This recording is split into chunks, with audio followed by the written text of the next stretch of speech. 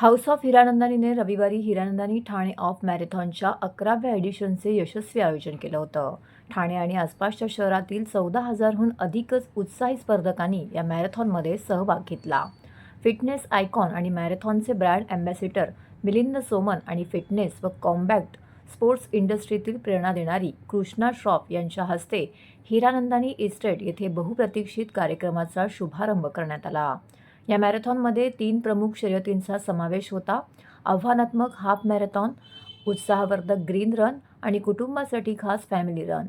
सहभागी स्पर्धकांनी हिरानंदानी इस्टेट, ब्रह्मांड, पोखरण रोड आणि उपवन तलावाच्या निसर्गरम्य मार्गाचा अनुभव घेतला. महिला गटामध्ये प्रीती चौधरी यांनी 1 तास 26 मिनिटं आणि 52 सेकंदामध्ये शर्यत पूर्ण करत प्रथम क्रमांक मिळवला, तर पुरुष गटामध्ये बबलू चव्हाण यांनी 1 तास 11 मिनिटं आणि 3 सेकंदामध्ये विजय मिळवला. हिरानंदानी ठाणे हाफ मॅरेथॉन केवळ एक धावण्याचा कार्यक्रम नसून तो जीवनशैली आणि शाश्वतेला प्रोत्साहन देत आहे.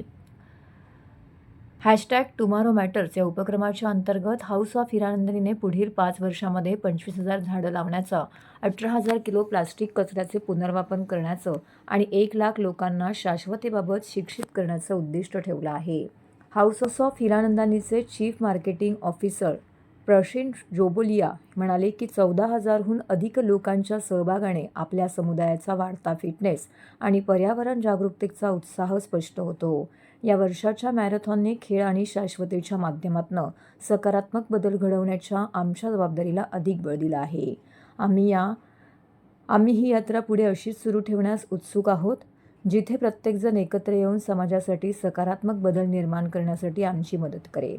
तर या उपक्रमाचे ब्रँड अँबॅसिडर आणि फिटनेस आयकॉन मिलिंद सोमन यांनी या कार्यक्रमाचा संदेश पोहोचवण्यास महत्त्वाची भूमिका घेतली. ते म्हणाले, फिटनेस हा निरोगी जीवनाचा पाया आहे आणि हिरानंदानी ठाणे हाफ मॅरेथॉनसारखी स्पर्धा त्यांचे महत्त्व अधोरेखित करते. हा केवळ स्वतःच्या मर्यादा ओलांडण्याचा प्रवास नाही, हे आपल्या चांगल्या भविष्याच्या दिशेने आपली मर्यादा ओलांडण्याचा प्रयत्न करण्याबद्दल आहे आणि ज्या पृथ्वीवरती आपण वावरतो त्यांची काळजी घेणं देखील आहे.